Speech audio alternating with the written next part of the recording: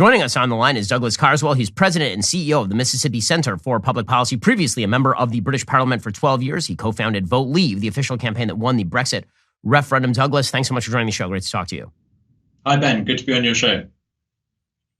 So I want to start with British politics. Obviously, been a lot of chaos over there. Liz Truss just took over as prime minister. There's been a lot of talk about her as possibly a new Margaret Thatcher figure. What should we expect from Liz Truss in the wake of Boris Johnson's ouster? She'd like to be a new Margaret Thatcher. She wants to restore a bit of economic sanity to the country, but she's basically got 2 years to try to fix 30 years of public policy failure. Public policy failure over energy. The UK faces a very serious energy crisis because it's made these catastrophic mistakes of phasing out conventional sources of power. It's put its faith in renewable energy, and now we're in this horrible situation where Europe is facing a massive energy crisis. She's got to try and deal with that. Her room for maneuver is pretty limited. Taxes are high. The country feels like I think it did in the 1970s before Margaret Thatcher. It needs a fundamental change of direction. It needs a strong dose of free market leadership. Liz Truss would like to give that leadership. But I think the powerful vested interests aligned against her are going to be very strong. We have to hope that she does well, because what's good for her will be good for Britain and it will be good for the West. But the odds are stacked against her, but they were stacked against Margaret Thatcher too. Let's hope she prevails.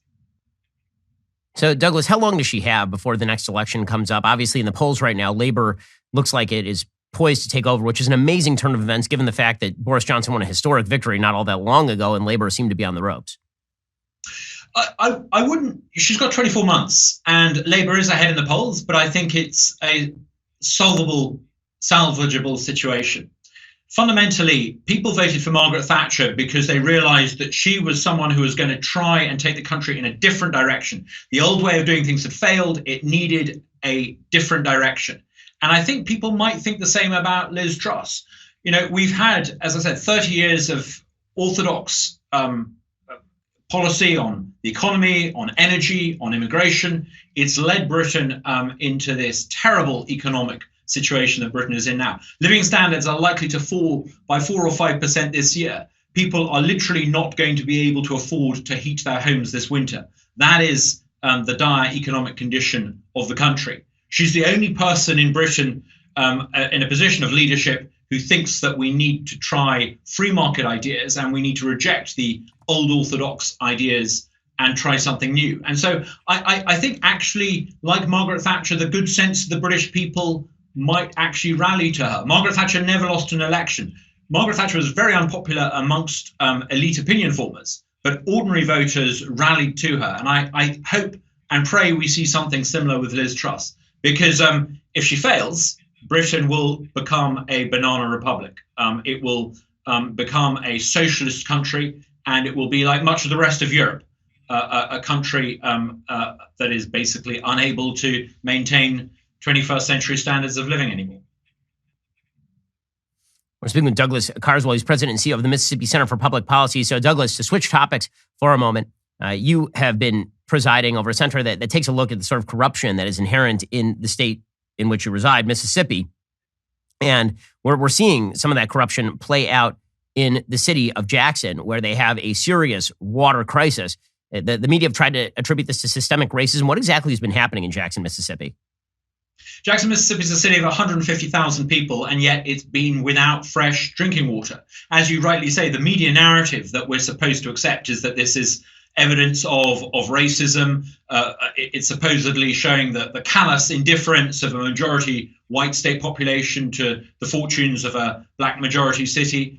Let me tell you, as someone who lives and works in Jackson, that's absolute nonsense. The reason why Jackson is in a mess is because the people elected to lead the city of Jackson couldn't run a bath. I mean, they literally couldn't run a bath because there's no running water. Look, the Romans mastered the technology of putting pipes in water to keep a city, to give a city water. They mastered this technology 2,000 years ago. The city of Jackson leadership struggles with it today. Now, they'll tell you, if you were to talk to the mayor of Jackson, he would say he doesn't have any money. Well, how do you think most cities in America manage to fund their water system? about 9 years ago, the city of Jackson had a vote to increase the sales tax by 1% to generate revenue to fund repairs to the water system. And something like $500 million has been spent on supposedly maintaining the water system. The problem is the money has just been catastrophically misspent. It's been badly spent. The only systemic failure in Jackson that explains the water crisis is not systemic racism, it's systemic mismanagement at the top. We're speaking with Douglas Carswell. He's president and CEO of the Mississippi Center for Public Policy. Douglas, thanks so much for your time. You should check out the Mississippi Fat Cat report that Douglas's center just put out, talking about the top salaries in America's poorest state. Shockingly, a lot of left-wing bureaucrats making a lot of money over there. Douglas, really appreciate the time. Thank you.